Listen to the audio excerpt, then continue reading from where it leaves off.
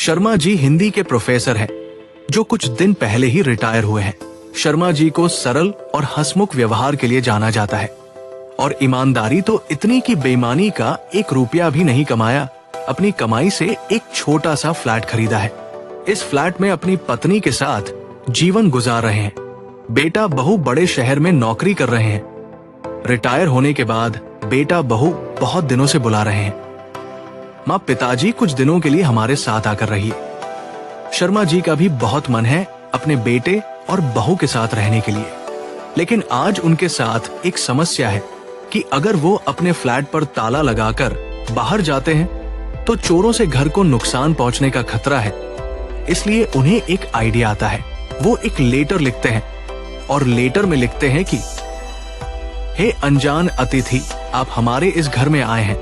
आपके आने से हमारे घर की शोभा बढ़ गई है, किंतु हमारे घर में आपके लिए कोई कीमती सामान नहीं है, जिसके लिए मैं आपसे बहुत क्षमा चाहता हूँ और मैं दिल से चाहता था कि आपकी कुछ मदद कर सकूं।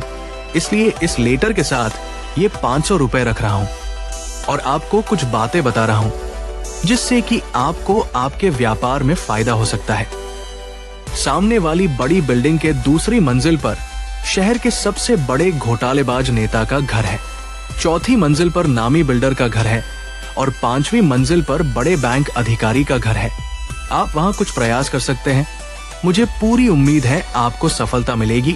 आपका शुभ चिंतक। इस लेटर को टेबल पर रखकर शर्मा जी अपने फ्लैट पर ताला लगाकर अपने बेटे बहू से मिलने के लिए निकल गए।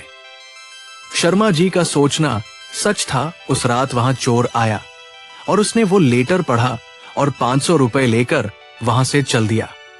शर्मा जी अपने बेटे बहू से विदा लेकर 1 हफ्ते बाद अपने फ्लैट पर पहुंचे और उन्होंने अपने फ्लैट का ताला खोलकर अंदर दाखिल हुए और देखकर हैरान हो गए। उन्होंने देखा उस टेबल पर लेटर और 5000 रुपए रखे थे। अब वो लेटर खोलकर शर्मा जी पढ़ने लगे। आदरणीय गुरुजी, मैं आपके घर में आया था और मुझे आपका लेटर मिला था और यकीन मानिए आपका मार्गदर्शन अद्भुत था और मुझे बहुत सफलता मिली। इस सफलता को देखकर आपको गुरु दक्षिणा के रूप में कुछ दक्षिणा दे रहा हूं। आगे भी आपके मार्गदर्शन की प्रतीक्षा रहेगी। आपका अनजान अतिथि चोर।